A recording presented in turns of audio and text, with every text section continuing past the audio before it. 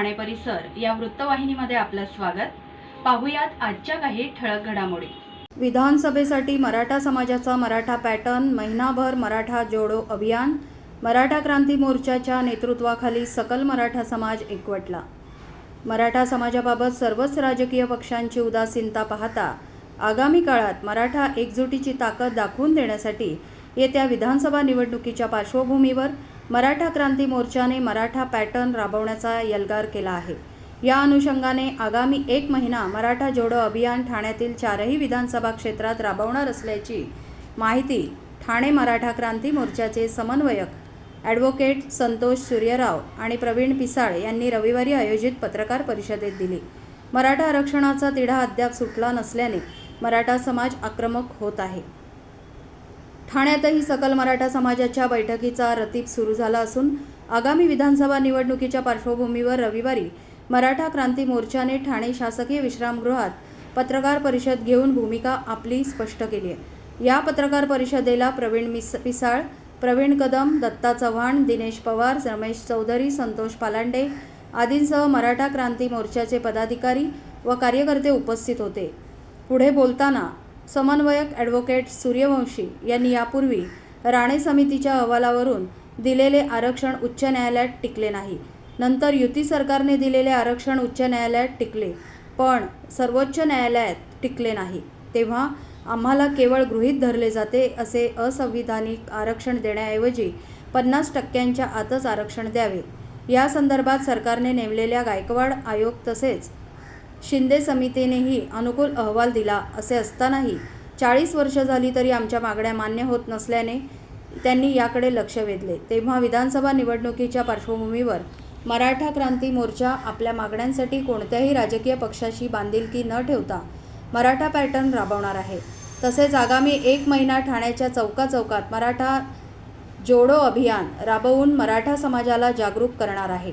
ठाण्यातील कोपरी पाचपाखाडी मतदारसंघासह 4ही विधानसभा क्षेत्रात मराठा समाजाची मोठी ताकद असल्याने मराठा उमेदवार देणार असल्याचा इशारा देण्यात आला आहे।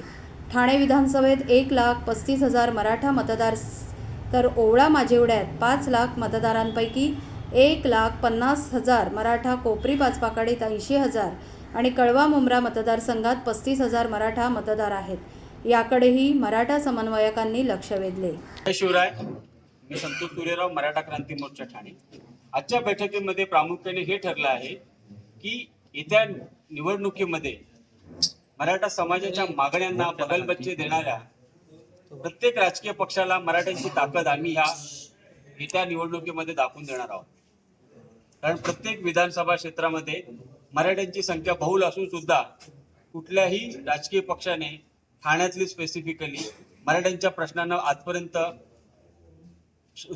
सोडवलेले नाहीयेत। आता सुरुवात येणाऱ्या महिन्यामध्ये आम्ही आमच्या ठाणे जिल्ह्यातल्या प्रत्येक मराठ्यापर्यंत आम्ही पोहोचणार आहोत आणि त्यांना मराठा समाजाची जी ताकद आहे ती त्यांना समजून सांगून या येत्या निवडणुकीमध्ये मराठा समाज मराठा पॅटर्न ठाण्यामध्ये कसा राबवेल याच्यासाठी आम्ही पूर्ण प्रयत्न करणार आहोत। कसं आहे की आमच्या ऑलरेडी 2016 पासून तर आतापर्यंत आमच्या त्या मराठा समाजाच्या विविध आंदोलनाच्या माध्यमातून अनेक लोक आमच्याकडे जोडली गेलेली आहेत।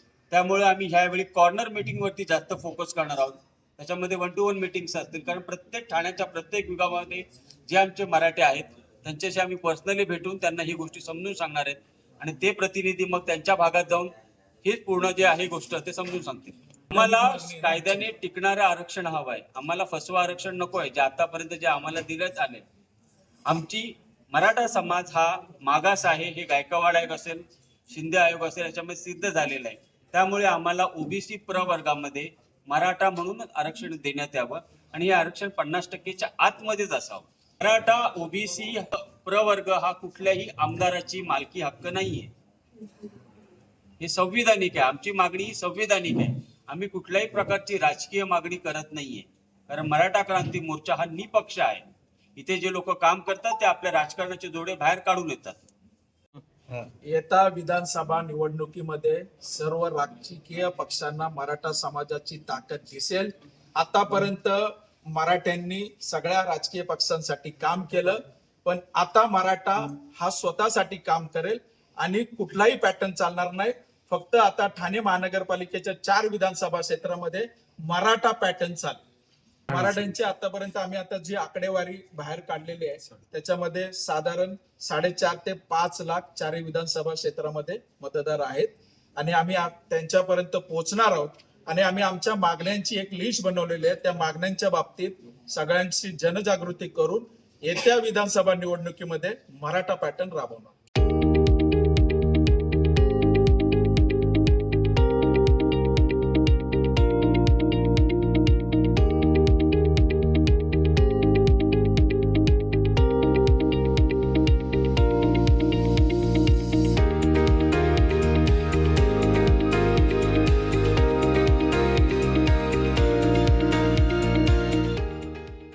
नवयुग मित्रमंडळातर्फे सालाबादप्रमाणे यंदाही नवरात्र उत्सवाचं आयोजन करण्यात आलंय. नवयुग मित्रमंडळाने 20व्या वर्षात पदार्पण केले असून यंदा या मंडळाच्या वतीने उज्जैन येथील श्री महाकालेश्वर मंदिराचा अत्यंत सुंदर असा देखावा साकारण्यात आला आहे. ठाण्यातील नेताजी सुभाषचंद्र बोस चौक, टिकुजीनीवाडी, मानपाडा येथे या नवरात्र उत्सवाचं आयोजन करण्यात आलं आहे. देवी मातेचे रूप अतिशय आकर्षक, विलोभनीय असून मोठ्या संख्येने भाविक दर्शनासाठी गर्दी करतात.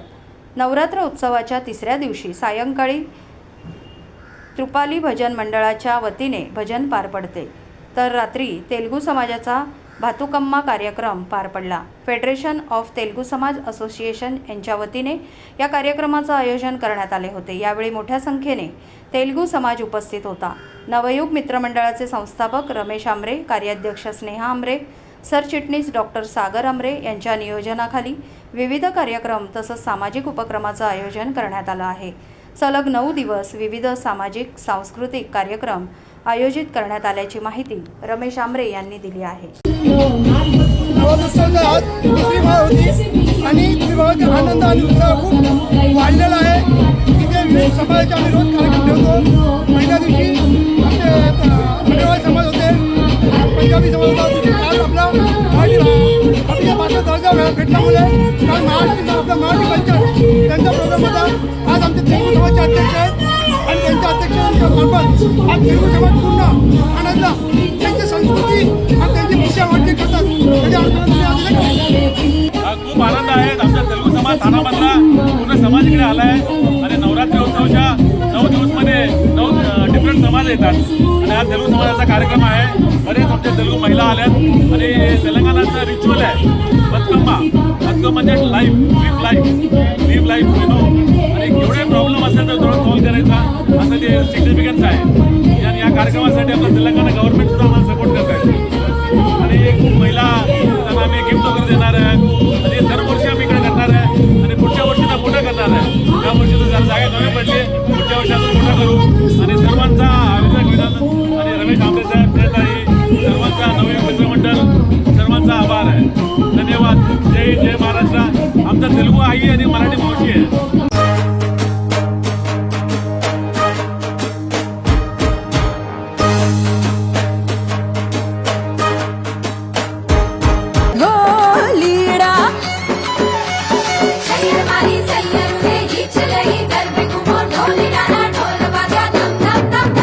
घेरदार घूमता रूप झूमता हैया ने चोरे आज गोरी तमे मन गाली धामो हीरा.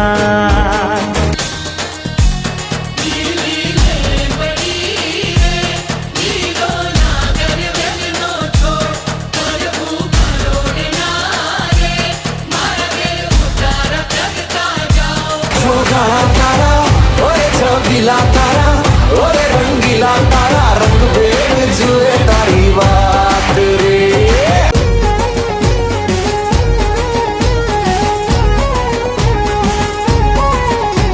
संकल्प प्रतिष्ठान व माजी आमदार शिवसेना उपनेते रवींद्र फाटक आयोजित चैत्र नवरात्र उत्सवाच्या 3रा दिवस मोठा उत्साहात आणि सेलिब्रिटींच्या उपस्थितीत संपन्न झाला. ठाण्यातील रघुनाथ नगर येथे संकल्प प्रतिष्ठानच्या वतीने सर्वात मोठा गरबा भरवला जातो.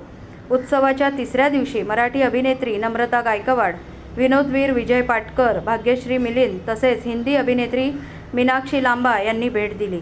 तसेच दांडिया रसिकांमध्ये सहभागी होत गरब्याचा आनंद लुटला. यावेळी मोठ्या संख्येने तरुणाईंनी गर्दी केली होती. संकल्प प्रतिष्ठानच्या वतीने यंदा सन्मान नवदुर्गेचा जागर स्त्री शक्तीचा या कार्यक्रमाचे आयोजन करण्यात आले आहे. उत्सवाच्या तिसऱ्या दिवशी जेलर गीता भोसले यांचा सन्मान करण्यात आला.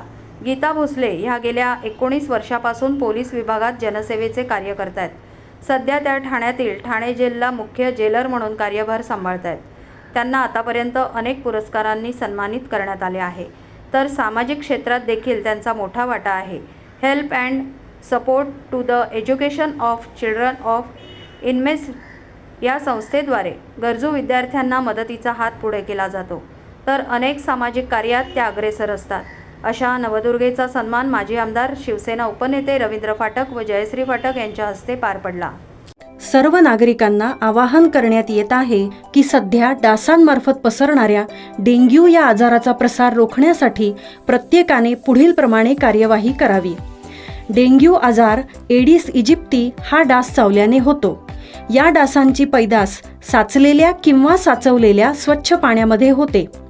8 दिवसांपेक्षा जास्त दिवस पाणी उघडे व साचून राहिल्यास त्यात डास अंडी घालतात. अंड्यांच्या अळ्या तयार होऊन पुढे डास तयार होतात. यासाठी आपल्या घरातील पाणी साठे उदाहरणार्थ बॅरल्स, पिंपे, टाक्या, हौद, रांजणे इत्यादी दर आठवड्याला रिकामे करून घासून पुसून कोरडे करून पुन्हा भरावे. 1 दिवस कोरडा दिवस म्हणून पाळावा.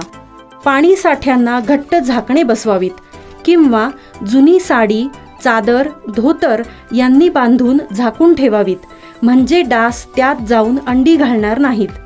घराच्या गच्चीवर, आजूबाजूला, अंगणात कोठेही पाणी साचू देऊ नये. भंगार सामान उघड्यावर टाकू नये. उदाहरणार्थ टायर्स, प्लास्टिक सामान, कुंड्या, टाकाऊ वस्तू इत्यादी. अशा सामानात पावसाचे पाणी साठून त्यात डेंग्यूच्या डासांची पैदास होते. घरातील कूलर्स, फ्रीजच्या पाठीमागील ट्रे हे देखील वेळोवेळी कोरडे करावेत. लक्षात ठेवा, नुसत्या फवारणीने डास घनता कमी होत नाही, तर त्यासाठी डास पैदास ठिकाणे नष्ट करणे ही आपल्या सर्वांची जबाबदारी आहे. कोणताही ताप अंगावर न काढता जवळच्या शासकीय रुग्णालयात मोफत औषधोपचार घ्या. अशा प्रकारे नागरिकांनी सहकार्य केल्यास डेंग्यूचा प्रसार रोखणे सहज शक्य आहे. मनसेचे प्रभाग 11चे अध्यक्ष महेश इंगळे यांच्या पुढाकाराने आणि अवीर लॅबचे गणेश काळे यांच्या सहकार्याने आज श्रीरंग नवरात्र उत्सव मंडळ श्रीरंग सोसायटी येथे आरोग्य शिबिर घेण्यात आले. 200हून अधिक नागरिकांनी या मोफत आरोग्य तपासणी शिबिराचा लाभ घेतला. माई माऊलीची माया अनमोल माया ऊन सावली सुखाची ममतेची छाया तुला आठवतो मनी साठवतो दिसे आसवात ही तुम्हाला ए आई तू भासे ठाई ठाई ए आई तू भासे ठाई ठाई आई.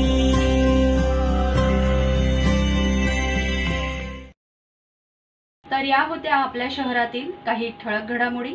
उद्या पुन्हा भेटू याच वेळी याच ठिकाणी. धन्यवाद.